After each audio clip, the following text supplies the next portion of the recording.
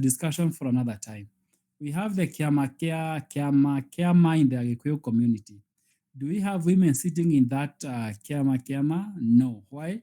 They believe that women are not supposed to be in a position of leadership. There have been a lot of patriarchal ideologies within our society that we still want to fight to ensure that we have an inclusive society where women are equally engaged as men.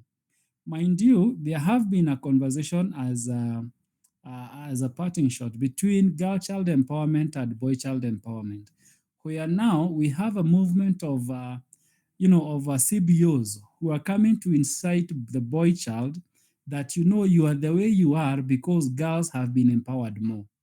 Allow me to say this categorically. After sitting in the Male Engagement and Inclusion Subcommittee with the State Department of Gender and Affirmative Action, I came to realize we are in a battle that we do not, actually, that does not exist.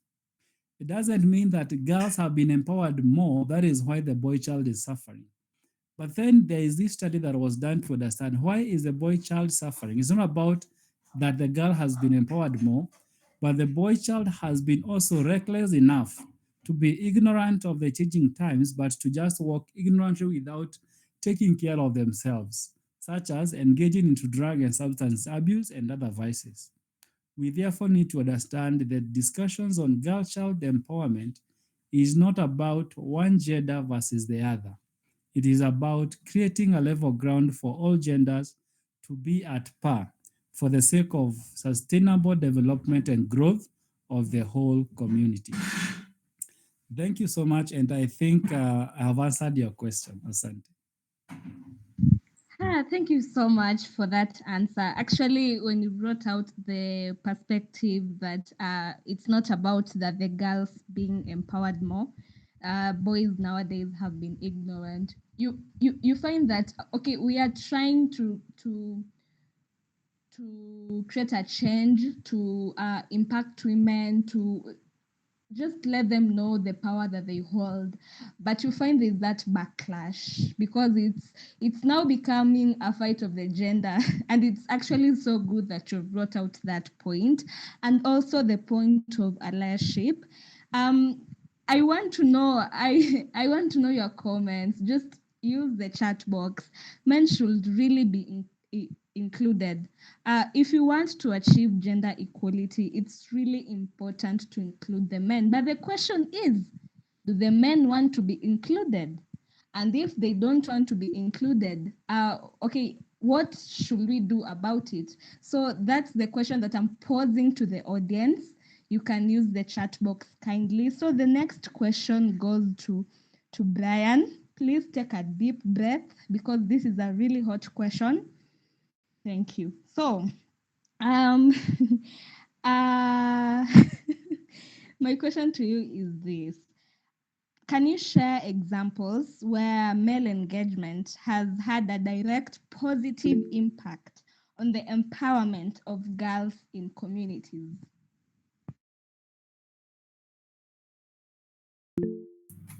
Right. Thank you very much, Diana, for the question. First, let me start by appreciating my predecessors who have spoken before me and their wonderful insights, and also thank the YMCA for bringing up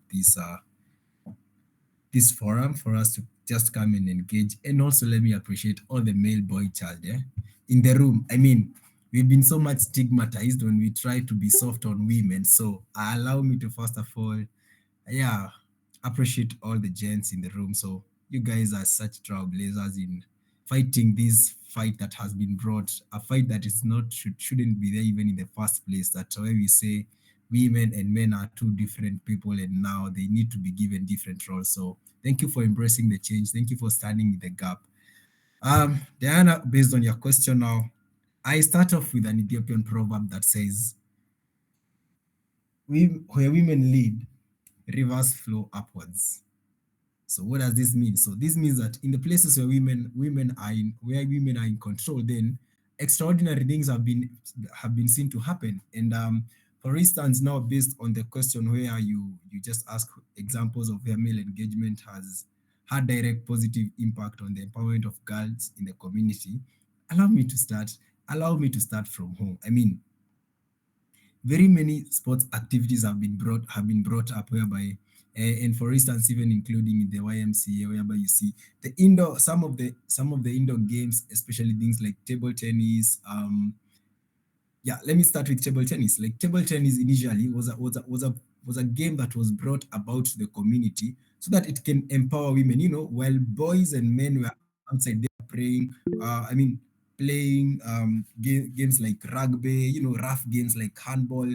We've seen being some other sports and some other introductions of soft sports like table tennis, whereby it's being inclusivity of women and understanding that even women themselves can be able to engage themselves actively in sports. And while rust, some people may say, rugby and handball and these other like are rough games, and also women should have been given the chance. But it is an opportunity for inclusivity, whereby we see, in as much as you're talking about sports themselves, then we just don't want to sideline women. Nowadays we've seen even football clubs and very many coaches, even if you go to the junior high schools, now majority of the coaches are even embracing girls football teams. And for instance, if I just come to a local area like where I stay in Umoja, there are about very few changes that have come up, but also being appreciated, whereby a school like Umoja Primary here, initially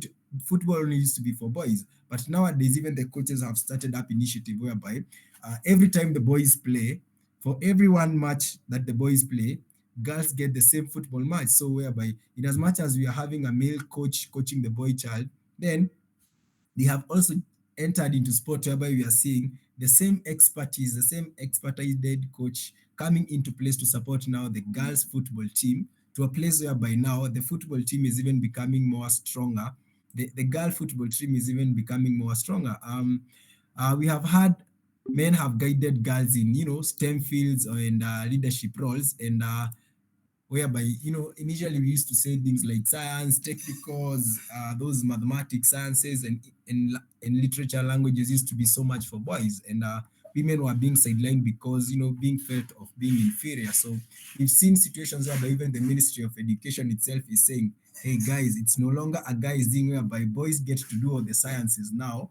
And women are good in languages, things like English and Kiswahili, but even being seen introduction of STEM initiatives and being brought up in schools where even women themselves are being supported, and even the male teachers in those schools like are the one leading these dockets, they are the one leading these channels, and just to help and see how women can be intertwined and being brought into the space whereby they are told you are more than capable, you are more than enough. And actually, I usually say, even as much as society has shown us that the male child is even stronger, I feel women are better and more stronger than even the girl child. Other than that, thank you, and back to you, Dina. Hmm. Sisi tunang'ang'ana na kuangusha dereva na makanga, na kuna wenzetu wanasoma my Ethiopian proverbs. We are sorry. But anyway, you have brought out a very important point. So, in just that same spirit, I want to go to you, Kenya. I hope you're ready for my question. So, as I said, guys, if you have questions, comments, just type it in the comment section in the chat box. So, Kenya, I want you to tell us what roles do fathers, brothers, and male mentors play in challenging stereotypes and ensuring girls reach their full potential? Kenya. Thank you so much, Diana, for that question. When we're looking at the role of fathers in women empowerment, first of all, I have to say that when we're looking at children or the young girls, not only girls but also males, majority of them, they tend to look into, we call it model. They model what their fathers are doing. If it's a healed child, they will look at how their fathers related with the siblings and all that. And then in psychology, we say there's a probability if they have a family, they'll do the very same thing. So if my father was supporting my mom, my father was supporting my sisters, if I am a man and I have my own children, there's a probability of me doing the same. We call it normalizing, because that is what I know as normal. So when you're looking at empowerment, it's very important and very crucial for fathers to also be role models to their sons. That's what we are looking at, the mentorship of the other generation. Because what you're doing, there's a probability of them to actually be able to copy the same.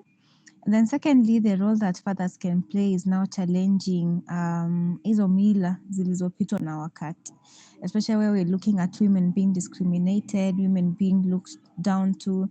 Because as a leader of the family, if you're able to channel your family in a particular manner, which is maybe embracing women, celebrating the tiny achievements they are making, being supportive, offering opportunities, championing for their education, encouraging women who are in STEM, there's a probability that other people will emulate, not only in your family, but also society at large.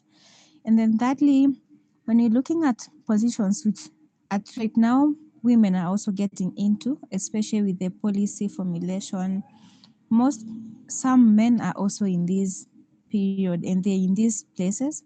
So it's important for them also to challenge and also be leaders when it comes to policy formulation, especially policies which champion for women empowerment. But as we are looking into it, let them also not forget to look into policies which also champion for male empowerment.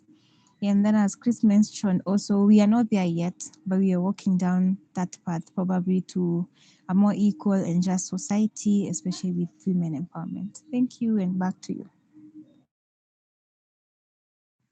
Thank you so much for that. Uh, you remind me of a certain time. Okay, this is just on a light note, but you should reflect on that, and it all comes from the root, the family of a certain time. I was buying. Sorry. Okay, I was buying my brother a gift. So he told me that he wanted a blue bicycle, to be specific. I asked him why blue. He told me that because blue is the color for the boys. I went ahead. I bought him a pink bicycle and I bought him a pink bag. He literally refused to ride the bicycle until today. He has never, that pink is a color for the girls, and that has been the way he has been raised. So you can also see how family is so important in the upbringing. And I know there are so many men in here who can't wear pink at all. So basically the context of this story is just that it's now an era where everyone is being empowered. You wearing a certain color shouldn't mean that that's just meant for a specific gender. That now you're a guy, you can't wear pink, blah blah blah. Yeah, so it all starts in the family. And thank you so much for also telling us when it also comes to challenging the norms, it always starts in the family level. So as I go to the next speaker, I'm emphasizing if you have any questions, feel free to use the chat box. So my next question will be to you, Chris. Okay, so what are the key challenges that men face in becoming allies for gender equality, and how can these challenges be addressed? Yeah, amazing question, Diana, and thank you for bringing that question because that is the biggest challenge that we have today, bringing men to become allies to gender empowerment or women inclusivity. I would want to ask the audience today that instead of walking in what we call into an ignorant space, it's good to understand also the genesis of women empowerment and how it is started.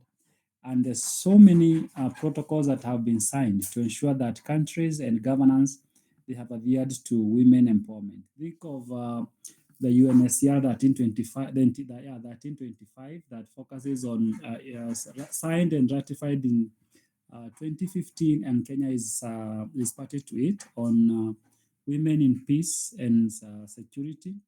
We also have the first ever convention, that is the CEDAW conference against, the CEDAW cover against discrimination against women, all forms of violence.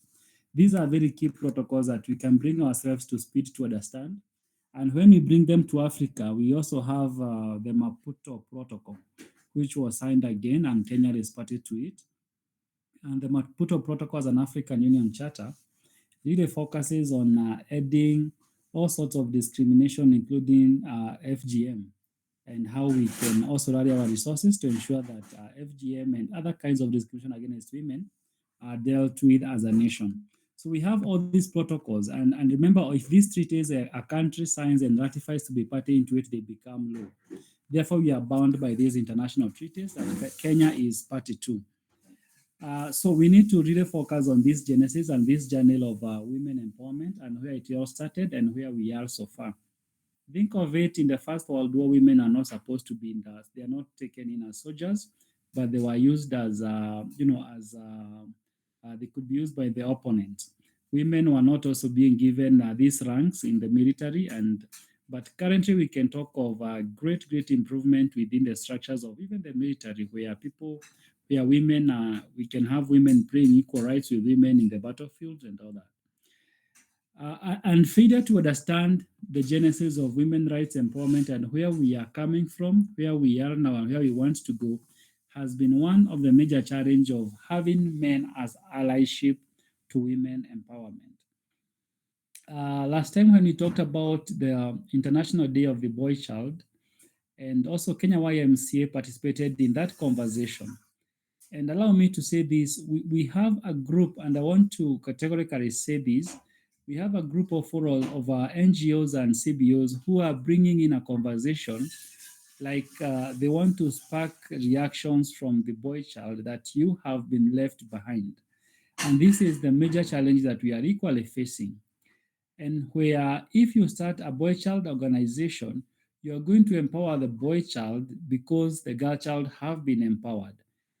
Honestly speaking, if you are to go as per the statistics, we still have a big problem where the girls or women are still lagging behind, either in the political space, either in the leadership space, and the sharing of resources, and to ensure that there is equitable distribution of resources among women and men. And another issue that we have is we are not willing to change our patriarchal nature, where men really want to feel they have the say, and women should listen to what men says. And in case women question any decision taken by men, or women decide on themselves, it happens to be like women are now, they are becoming rebellious. They are supposed to be obedient to men, and they lose it along the way. So we need to understand that and accord women the necessary human rights that they need to have. They have all the rights, and that's why I responded by beginning with the treaties that have been ratified by Kenya, and Kenya is party to. I mentioned three, but there are so many. You can go and read about that. Now, another challenge that we are facing now, well, it's about lack of resources, which is we have very minimal resources within our reach, within our country, within our spaces. And these minimal resources, both now men and women are coming to try and get a fair share of the minimal resources that we have. So what happens? Because there are not enough resources, men now tend to bring their patriarchal nature that these women are coming to grab what it was initially ours. These are our resources. Why are women coming into our spaces? They're supposed not to be in these spaces.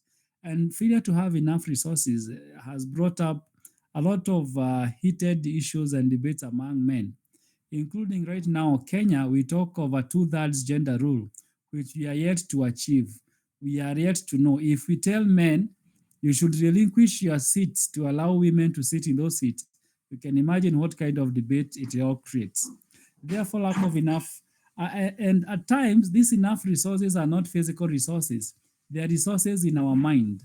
They are resources that we think they are not there. I like the question that was asked by Curtis in the group about all assistant county commissioners in Nairobi City are women and no man. I would want to go back and understand why women were picked and men were not picked. You might find there are very viable reasons as to why.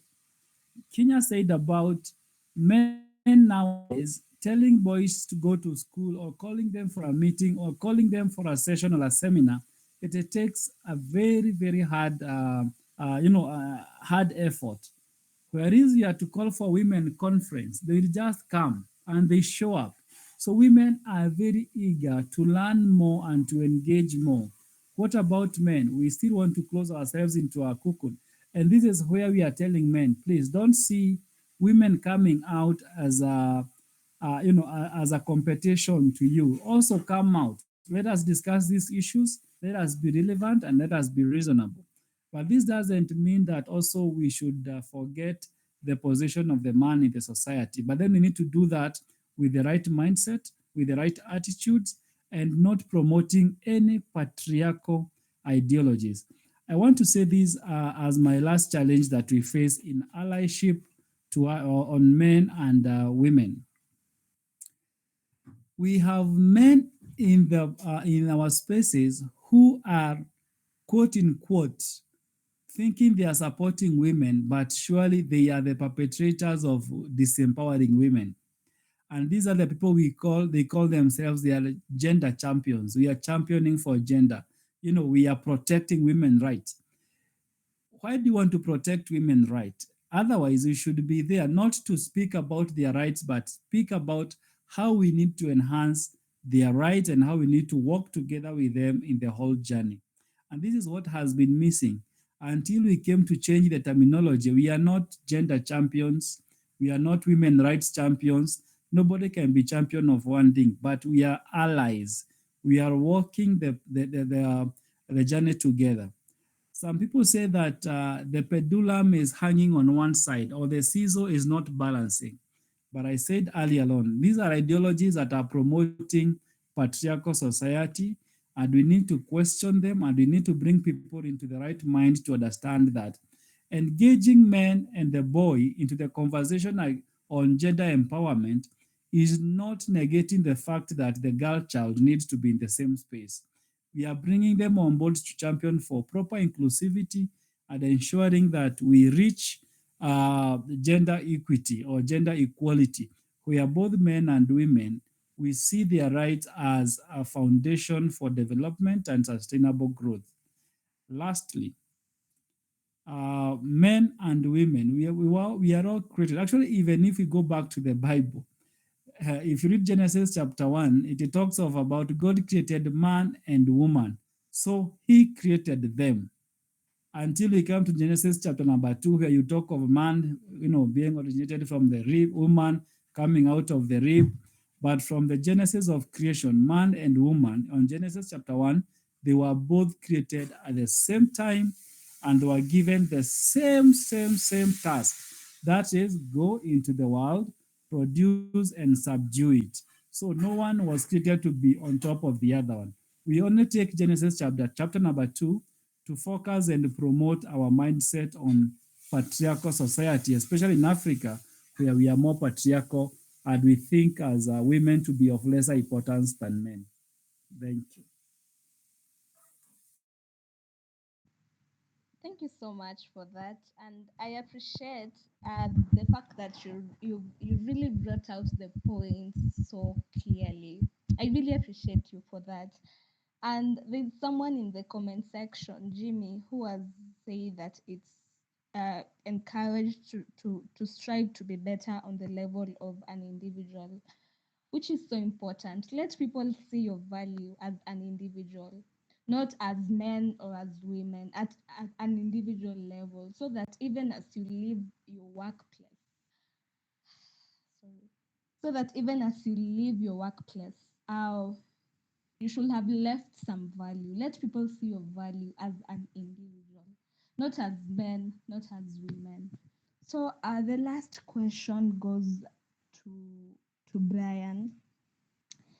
My question to you is this: how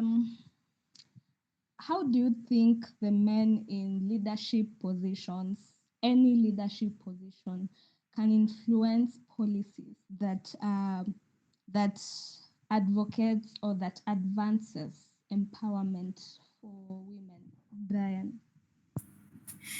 Thank you very much, Dina, for your question. And allow me just to add one more point on the previous question that you had the previous speaker on some of the, some of the challenges that men face so in their supporting women.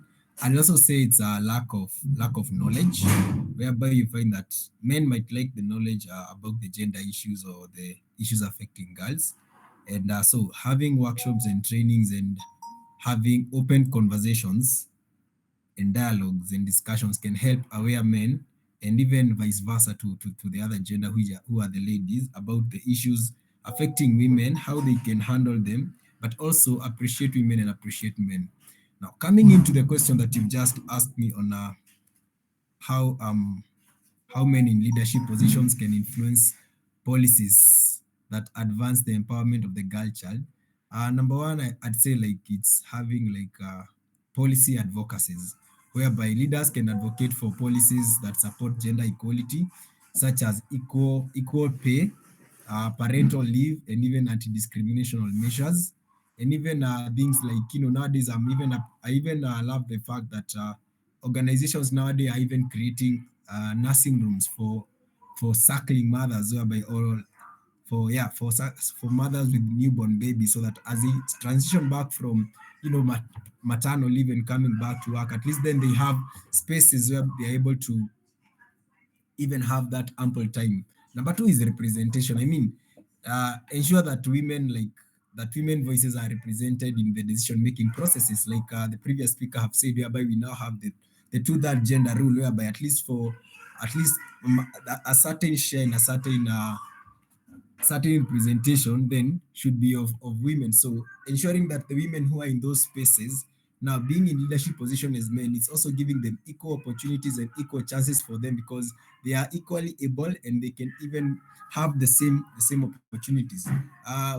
Number three, I would say sponsorship. And sponsorship here being that leaders can sponsor initiatives that focus on girls' education and empowerment within the organizations and communities. So whereby you find like if a leader comes from a certain community also, and then they realize that this community, this CDO, this initiative that is trying to be able to empower and voice voice the issues of the girl child, then in a society whereby it is more of male dominated, then they should be able to step into those spaces and be able to even advocate and even help them and even work with them. And then final, last but not least, I'd say being the best role models. The best way we can say is that we usually say monkey see, monkey does. So if these leaders can be, if we as leaders, even I myself is included, like act as role model by demonstrating, a commitment to gender equality and encouraging others to do the same, then I believe we can be able to form up a society that is able to appreciate and be able to advance policies that empower the girl child. Thank you very much, and back to you, Dana.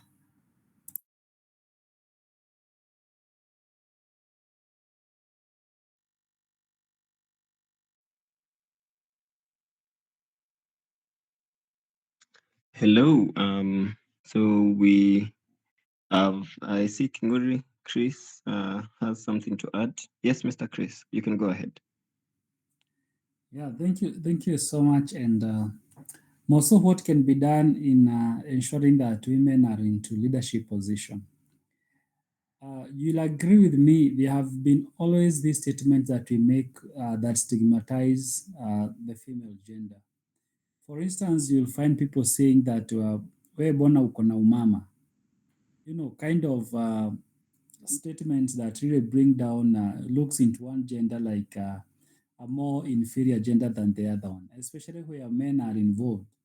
You'll even find in a class setups, somebody will tell man, why are you, bona unapiga moshene kama wewe ni mama? And there are other ladies there.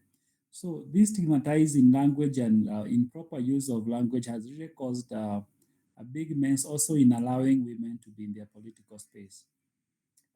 A case now that we had, right, like the impeachment of the deputy, of the current deputy Rigathi Gachagua, and you can attest to it where right now the leader of the majority, Kimani Ichung'wah, who happens to be a man, he has everywhere in the social media, she has been termed as a female. You are behaving like you are the wife to the president. You kona mama, etc.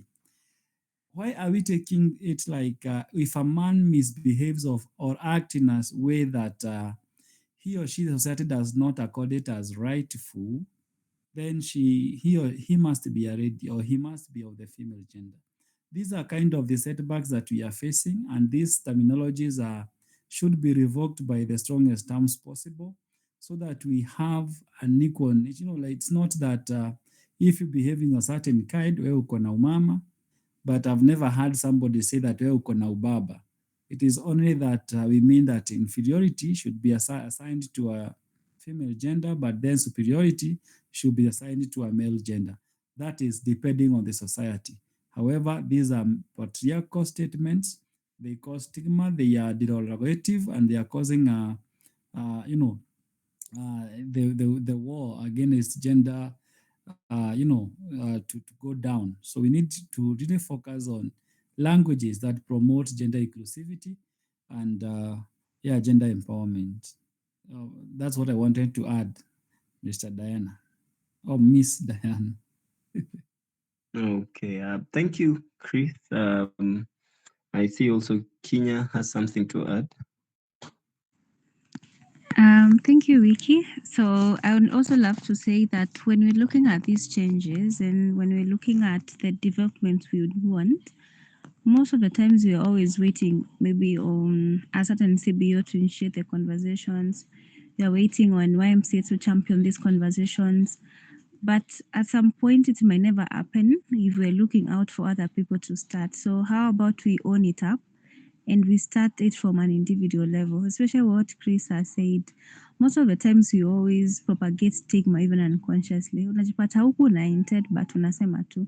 So how about it begins with me, it begins with you, and that's how we can be able to see these changes. Thank you.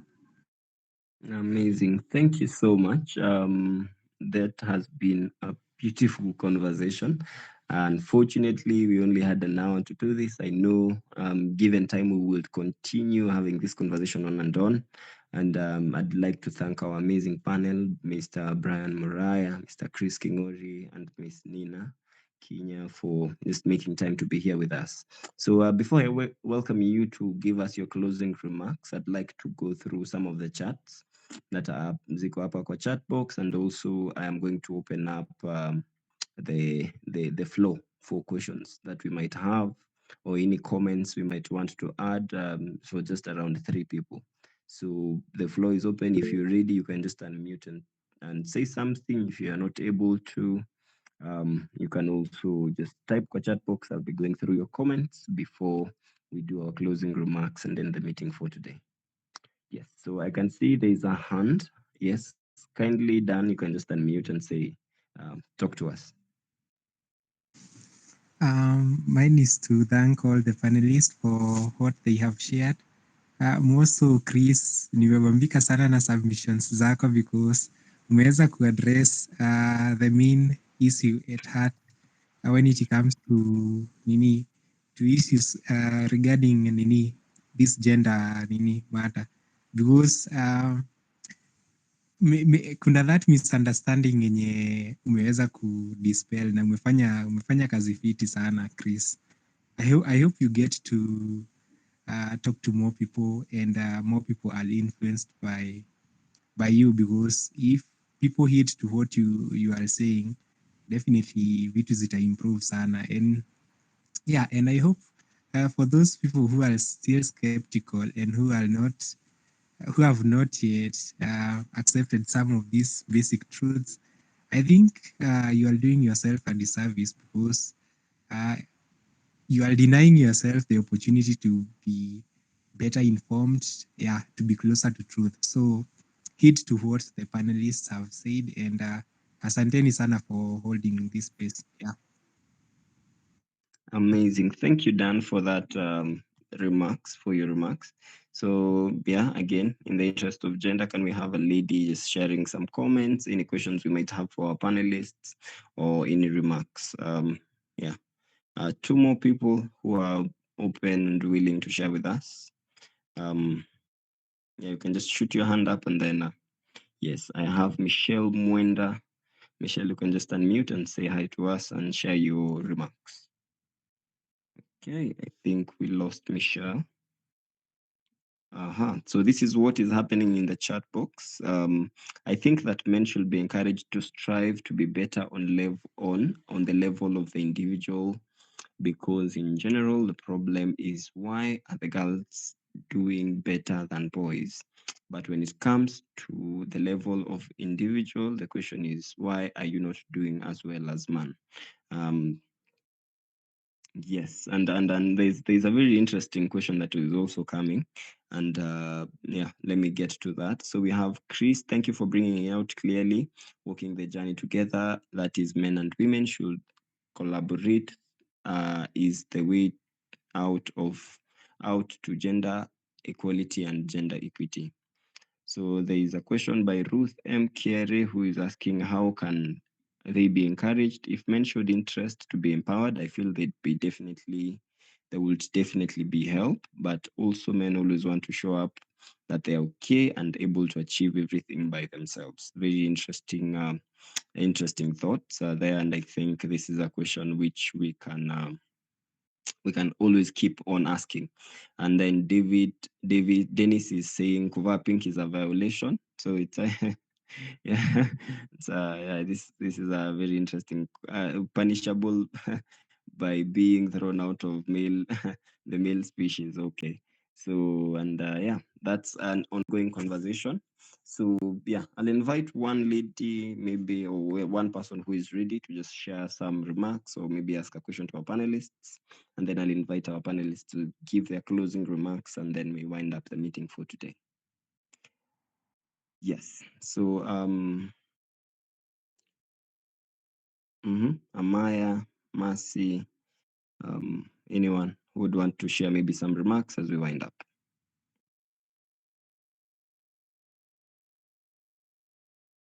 Okay, Diana, maybe on behalf of the girl child, you can tell us something, some remarks, and then we wind, we close, we get some closing remarks from our panelists. Diana Mugo. Okay, I have Ruth. Okay, Ruth. Go ahead and share with us. Hello, good evening, Kilamto. Sorry, it's my second time joining your meeting, but this story was interesting. Not story, but this conversation was really interesting, and I want to thank you all for this and for bringing it up, and also for building such a society for people to come together and have a safe space to talk about these certain conversations. I feel it's more important, and thank you to all of you who brought it up. You know, and I was to ask something. So I think now I've just written that on Parleco chat box, but this is something like nimeshindwa kuitype, but I think what Ireli is saying, Ireli Mwendia is saying, I think the competition perspective is the obstacle towards women empowerment in our society. We have to change that first. So I was to ask, like, why change that? Why change the competition perspective and like because I feel like the fact that there is this competition perspective, for example, like when they have these movements, like for example, Chama and everything,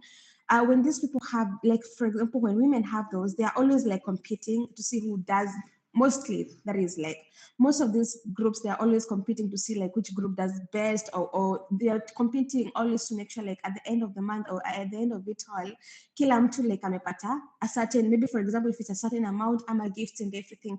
And I feel like that has helped to empower women and also like to help them know that there is nothing that they cannot do, because if they keep on, because they have like I have at the end of the month or at a certain period of time or at a certain date in a month, I'm supposed to like kutoa a certain amount of money for my chama or for my group, so that nisiwa let down. I'm a peer, like for us at the end of it all, so that when we get to share, kila mtu has their own shares. And also like, because when it's my turn also, I will also like want everyone to get to take and give their certain amount, or get their own shares, and so I feel like that has really helped, especially the confidence that women have, because you find like most of the places, even if it's conferences, for example, in the church or anywhere else, you will always find like women wanajitokeza more than men, right? And so like I also saw like a question that was asked by was it a question, or yeah, what Jimmy had said. And I feel like about men being encouraged, and I feel like if men really showed that they want to be encouraged, if hakungekuwa na historia, I'm a man supposed kufanya hivi and hivi, I'm a man supposed to provide and everything. Like I feel like sometimes, I don't know about you, but you who are here, if you're going to say this or I get to, but I feel like sometimes it's good to be vulnerable. Like when you really need the help, or when you really need certain support, acha force that to go to work and start working towards it, or start working towards gaining it and everything. But how about if you really need the help, if you can't at the moment, what's wrong by you, for example, if you're married, what's wrong by you going and telling your wife about it, and you are even asking the help from the wife, or telling the wife, okay, right now these are the things, but I can't really, like being honest. Sometimes it's a part of being honest. I don't really understand like why do men find it so hard for them to like speak out or speak up whenever they have a problem. I understand like also they say like there's the fear like of how the society is going to say like, and so wewe ni mwanaume unafaa kuprovide kila time, ama wewe ni mwanaume hufai kukosa solution anytime. But at the end of the day, also your mental health really does matter, because if you have a problem and you cannot be able to solve it at the moment, then I don't think it's wrong to go and I don't think it's wrong to go and ask for help. Okay, let me finish there. So that for the next time, for the next person, and also like for our time. So thank you so much for that. I don't know. I felt like sharing that one. Thank you. Amazing. Thank you so much, Ruth. I think you've beautifully summarized our conversation for today. And the question that you're asking is a very important one. So, yeah, men and them seeking empowerment, and just this whole question of competition that has been beautifully articulated also by Chris. And yeah, again, remains to be one of the biggest concerns, issues which we need to address. And it requires a mindset shift. Yeah, mindset shift. So at this point, I'd want to appreciate all of us for making time. So I'll invite our panelists, starting with Chris. Then we're going to have Nina, and then we're going to have Brian just giving the closing remarks. And then we're going to have Zeph, who is our chairperson, doing a vote of thanks as we wind up our meeting for today. So, Bwana Chris, if you're ready, you can just give us your closing remarks so that we may allow you to go attend to other issues.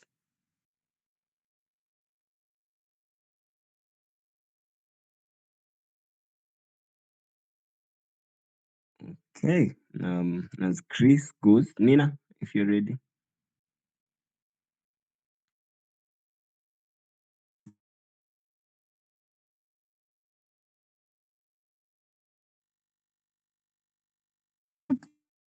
And to make Nina, you're breaking. We can't hear you well.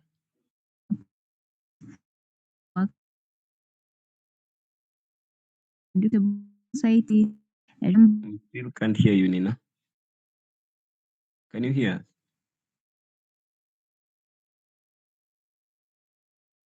Okay, so as Nina checks on her connection, Brian. Right, thank you very much, Mwenda, for that, and thank you also, guys. And let me start by appreciating, Ruth Carrier, for that wonderful insight that men, we should be vulnerable and also seek for help.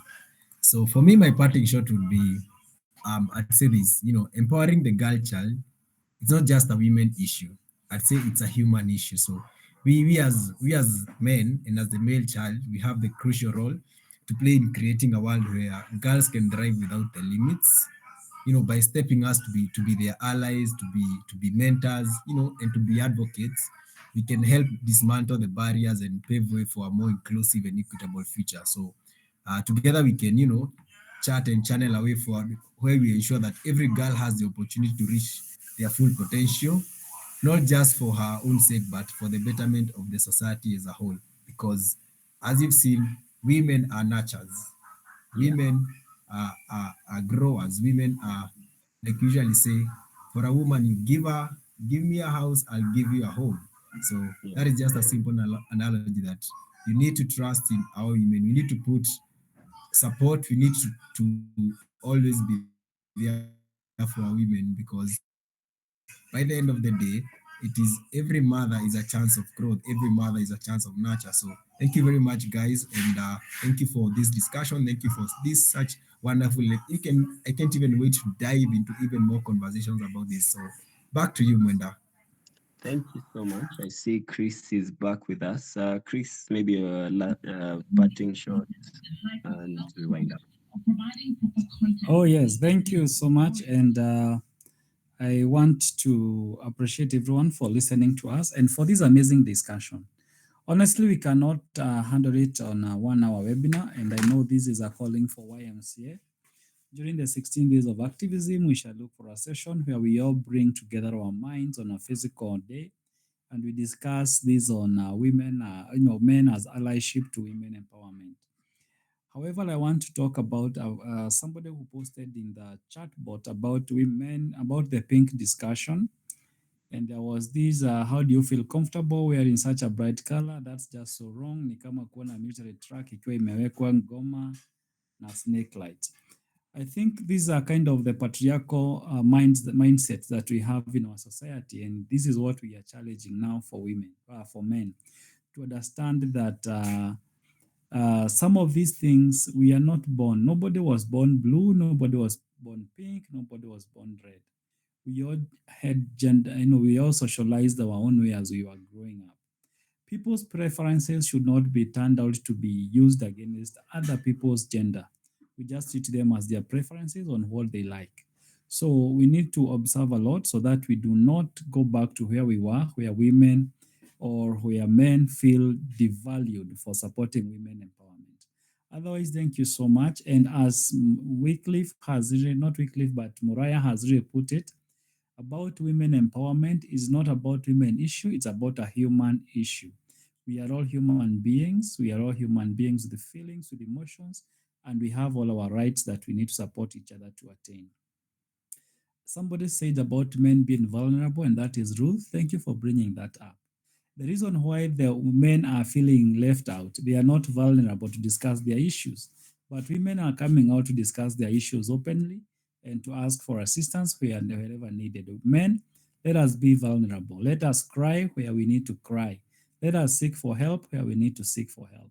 And as it is today, yesterday was World Mental Health Day. Men come out and go out and see a therapy. Cry when you have issues against you or issues that are bombarding you. Let us be vulnerable to each other. Thank you so much and wishing you a beautiful night. Amazing. Thank you so much. We really appreciate you for making time to be here with us today. Bona Chris, thank you, Brian, also for your appreciation. Yes, we can show them love, claps, share your favorite emojis, hapo kwa chat box. Yeah, thank you. Thank you so much. We really appreciate you for making that time to be here with us today. So at this point, I'd want to recognize a few of leaders from the YMCA who are joining us. And so I'll just say hi, Zeph. Just, yeah.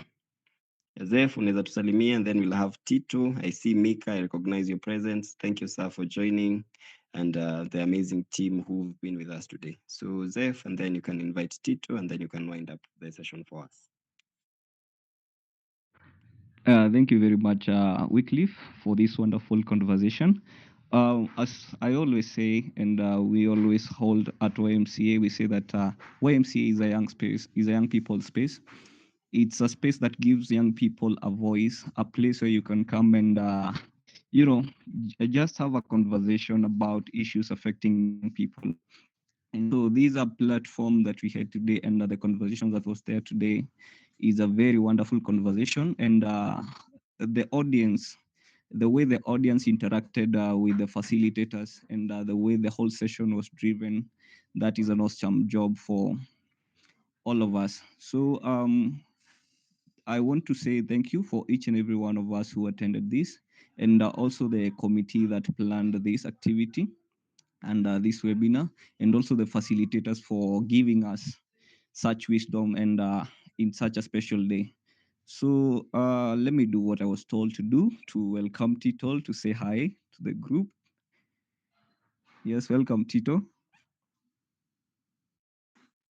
Oh, okay. Yeah, sorry. Thank you so much. Today I just wanted to be a listener, and I really want to say thank you for the conversation that has been going on. I really like it. So what I just want to add is that as men or as boys, we just need to understand and also empower even the culture, like the way you want your sister or your mother to become like. So when you are talking, when you are seeing, when you are with a lady or you are with a girl or you are with any other person, just look on like they are your sister, they are like your mother, your cousins and everybody else, because that's how anybody else will treat you outside there, or will treat your sister or your any other person there. So let's be ambassadors of ourselves. Let's also be, I think that we have talked about vulnerability. That is, even God himself knew that a man is vulnerable. That's why he created Eve, to be a supporter. And if you are not empowering her, how will they support you in the end of the day? Thank you so much for this conversation, and see you. Thank you. Thank you so Yeah, much, thank you. Diana. Thank you so much, Bwana Zef, Tito. Diana, you can wind up the meeting. Sema tumefunga. Diana. All right, so thank you, Wycliffe, to the BYC and to our members present, and also for recognizing me to close the meeting as a girl child. Nashukuru sana on behalf of the girl child. Yeah, so let's be intentional in our conversation. And see you tomorrow at YMCA. We have a movie experience on mental health to still celebrate this International Mental Health Day.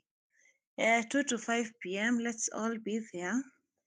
Yes, so we pray to God for grace in whatever we do. So with no further ado, the meeting is adjourned. Have a lovely night. My name Good is night, Diana, Diana. watching YMCA Kenya. Yeah, have a Good lovely night. night.